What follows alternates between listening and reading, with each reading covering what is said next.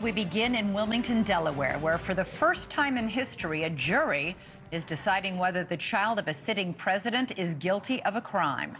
That child is 54-year-old Hunter Biden, and prosecutors say his crime is knowingly lying about his drug addiction on a form to buy a gun.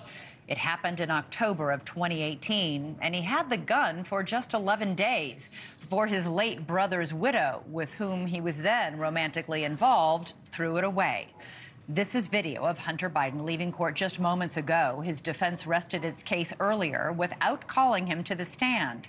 In closing arguments this afternoon, the prosecution ended its case the way it began it, by reminding jurors that no one is above the law.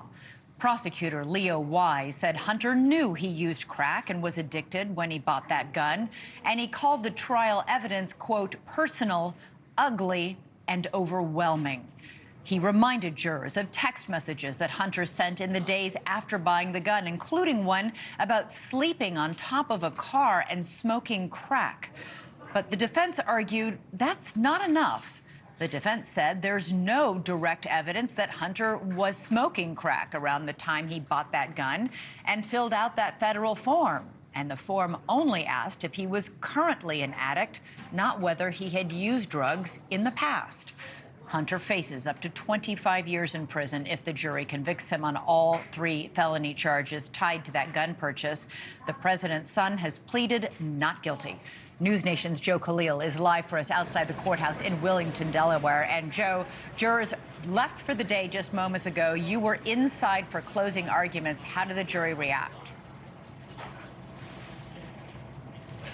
For our producer in the courtroom, the jury themselves didn't have much of a reaction, pretty stoic and straightforward there. But we did see reactions at times from Hunter Biden himself. When the prosecution was delivering its closing arguments, there were times when Hunter shot them some glances. There was a moment specifically shaking his head after they brought up his daughter Naomi's testimony and some text messages that she had sent forward. That was one of the more dramatic moments of the entire trial, hearing Naomi. When you heard the defense give their closing, Elizabeth, it was a bit more invoking emotion. They actually described the prosecution's questioning of Naomi as cruel. They also went on to say, like a magician that shows you a card, shows you what they want you to see, but what's really happening is out of sight.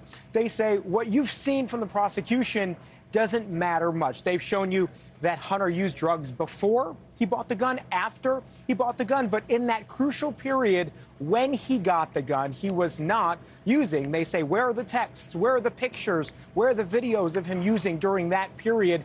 And then they ended by trying to appeal to the emotion, saying Hunter's fate has been in our hands for the past 2 weeks. Now his fate is in yours, and we ask you to remember that. It was an interesting sort of split from the prosecution, who gave a much, I think, more stark and I would say aggressive closing argument. And Joe, another big show of support today from the Biden family in that courthouse, as has it been. It's been like that every day of this trial.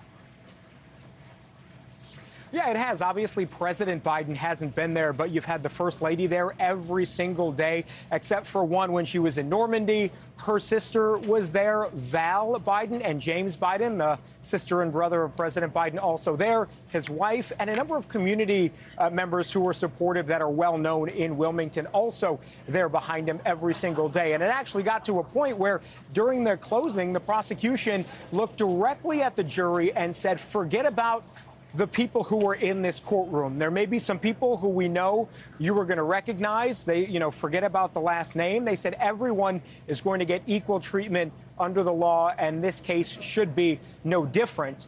So they had to sort of contend with the fact that you've got the Bidens sitting there in support of Hunter Biden. And they also said this case is more straightforward than the defense has tried to make it out to be. They said, given everything we've shown you now, if Hunter Biden is not a crack addict who is a drug user, there is no such thing as a crack addict and a drug user. So very poignant from the prosecution there. Thanks so much for watching. Go to joinnn.com to find NewsNation on your television provider. And don't forget to click the red subscribe button below to get more of NewsNation's fact-driven, unbiased coverage.